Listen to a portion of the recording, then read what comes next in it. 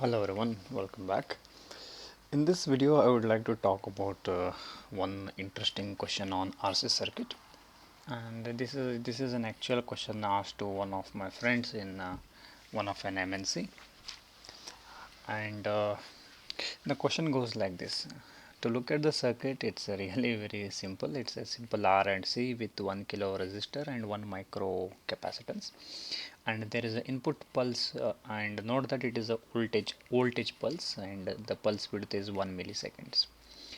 So we have to plot the VC curve, and finally we have to also comment on what is the steady state value, and what by steady state I mean what is the final value at which the output of VC, this voltage across capacitor, will settle.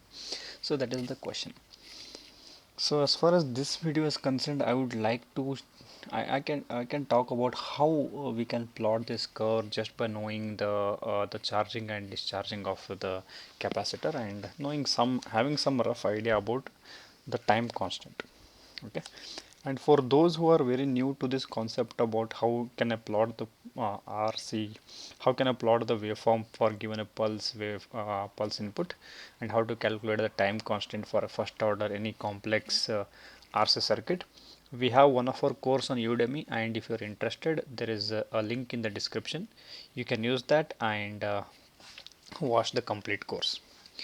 Okay, now coming back to this question, if you let's analyze. Let me just first give you some hints, and you can also try simultaneously. Yeah, I will give you some time to solve it, and later I will tell you how to approach it.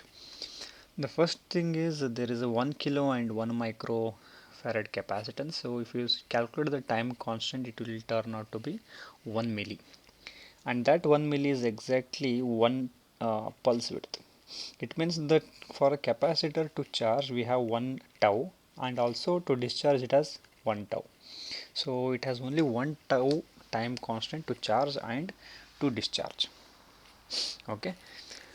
So how can we comment on what will happen at steady state? We will discuss later. As of now, we will try to plot the graph, okay, for at least 1 to 2 or 3 cycles, and later we can see what will happen and how to approach the steady state value. Okay, now we must all remember these values. I'm not asking you to memorize it, and I think by practice or by experience you will get to know these values. For every 1 tau, the capacitor can charge up to approximately 0.63 or 63%. In second tau, it will be charged to approximately 86%, and in third time constant 95%, fourth it is 98%, and fifth it is approximately 100 or 99. Okay, and if you look at the pattern, as and when the capacitor in the first tau, it charges to approximately 63%. Okay, it's a huge percentage, almost charges to 63%, and from 1 tau to 2 tau, if you look approximately, if you look at how much is the difference between 1 tau to 2 tau, it only increases by approximately, approximately 20%, is it not? Okay, from 2 tau to 3 tau, there is approximately 15%. So 20 in 1 to 2, and from 2 to 3 it is approximately 15, and from 3 tau to 4 tau it is just 3%, is it not? And from 4 tau to 5 tau only 1%. So that actually tells you that as and when the capacitor is getting fully charged, it is moving towards the higher time. Okay, the capacitor will not charge much. Initially it would have charged more, then second tau a little more, third tau a little less, and so on. Okay, it finally, as and when it moves towards its final value, it doesn't charge more. So if you look at these differences, that kind of gives you an idea about what is happening from here to here and from here to here. Okay, and this is also even from the graph of the RC charging, it is, you can see this here also, right? Because here if you look at this graph, initially it will charge more, then a little less and less, and finally there is no much charging. Okay, it becomes very flat. Okay, and this is also true because as and when the capacitor gets charged, the current into the capacitor reduces, so that is why the charging the amount of by which it will charge will go on decreasing. Okay, so this is one concept I think which we can actively use, and we can actively apply this concept and solve the problem. Okay, now let's try two to at least 1 to 2 cycles and see how we can plot. And the idea is for this particular problem is not to get accurate values at which it reaches, but to roughly see how does the graph go. Okay, now we'll start with 0. Okay, initially I'm considering a completely uncharged capacitor. Okay, uncharged capacitor. Okay, before that I have given you sufficient hint. I would like to give you some 10 seconds. You can try to solve this on your own. I think this hint is sufficient to at least plot 2 to 3 cycles about how it goes, and you can take approximately 10 seconds and your time starts now.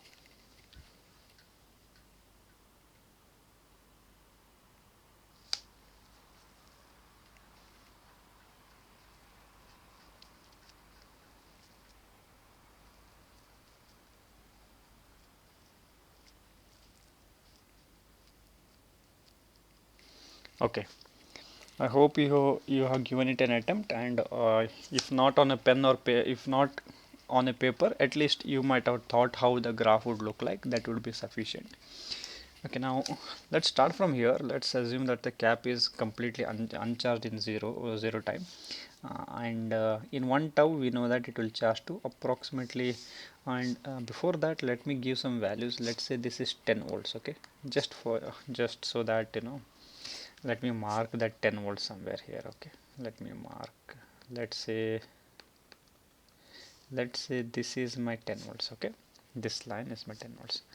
Okay, now when I say 63%, approximately 6.3 volts, right? So 6.3, so 5 would be somewhere here, is it not? Let's say this is 5, so 6.3 approximately, somewhere here. Okay, it will go somewhere here. And after that, during second half cycle, there is no voltage here. The voltage is 0. It means the capacitor can discharge. And I hope you know how does it work. Okay, uh, now after charging it has to discharge. Okay, and it would discharge something like this. It would discharge something like sorry, it would discharge something like this. Okay, okay, now what would happen from here? It is just like going, if you it is just like going back, um, I'm sorry, if you look at this curve, let me join this point, let's say here, it means you have to start from this point and repeat this graph. Okay, it means from here to here the graph would be the same graph. You will get the same graph over here, is it not? But you have some more time, because it is already has some initial value. Obviously this will go little beyond above this point, so I will show it little above. Okay, and at the same time it will discharge. Okay, fine. And note that this point and this point, this would have be little up now, and similarly it would go little up and it will come little down.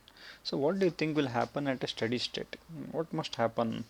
Or if I go on plotting this for another few cycles, if I take few more cycles, what would happen is, so I'm plotting it at a very long time, your output will simply oscillate between 2 points.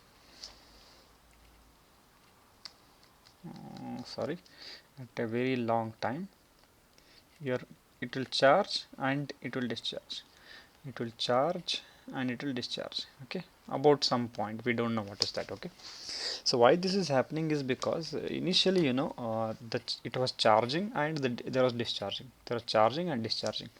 If you look at the pattern, finally what would happen is the amount by which it charges, it would have discharged by the same amount. It means the charge time and the discharge time would become equal. In such a case, what would happen? It cannot go beyond this value, or it cannot come below this value.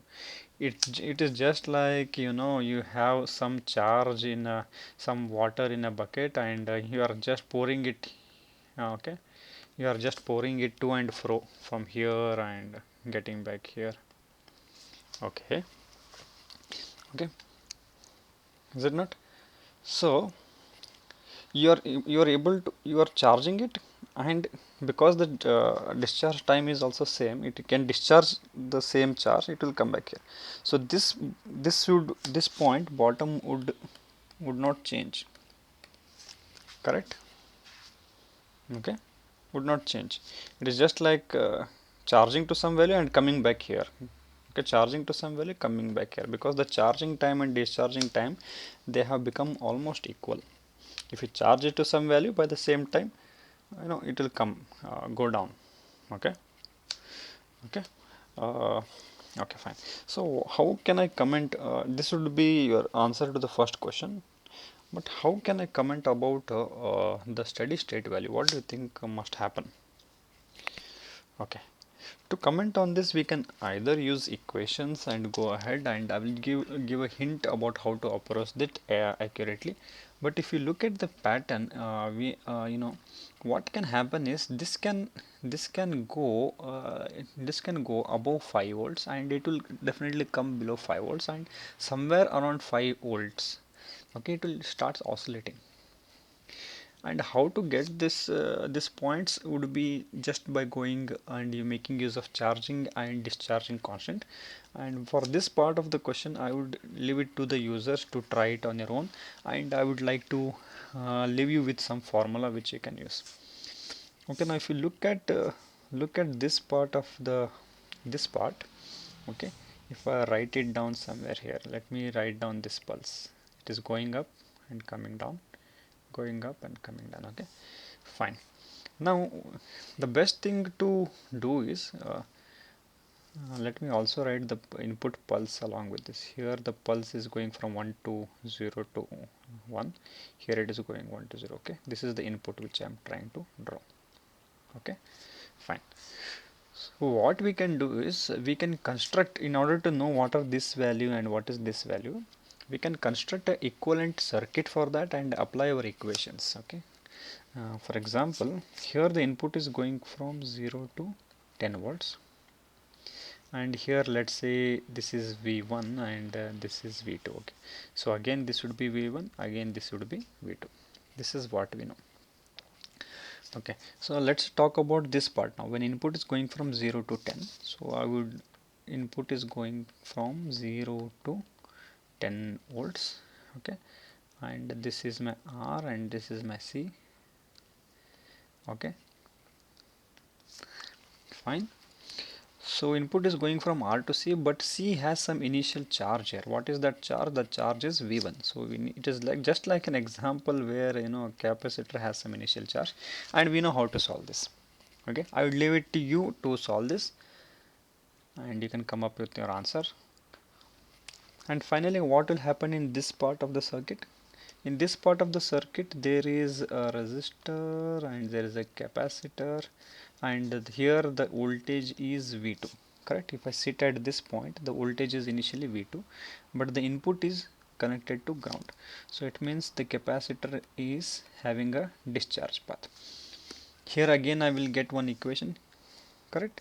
Here I would get in one equation, here I would get two equations, and there are two equation and two unknowns, is it not? So I can make use of charging and discharging equation of a RC circuit, and I can plug in my value of tau. Okay, tau we already know, that is R into C, and we the time t, the amount of time for the charging time and discharging time is also known, that is equal to 1 millisecond, is it not? Which is equal to our tau, is it not? So if I substitute this, I would directly know what is this value, and it can be done very easily. So I'm not interested to know about exact value, and if you are asked this in an interview, yeah, it would be good to remember the values, such as some values like e raised to minus 1, approximately e raised to minus 2. That will definitely help you to solve the problem. Okay, for all those who are completely new to whatever I'm talking, as I said earlier, it would be please go through a course of ours on Udemy, which is where we plot all first order RC circuit and we give a very simplistic step-by-step approach to solve any first order RC circuit. We can plot the voltage across capacitors, voltage across resistors, and it will be a very simplistic approach. Okay, having said that, I hope this problem was very much interesting, and we will continue making such videos in future.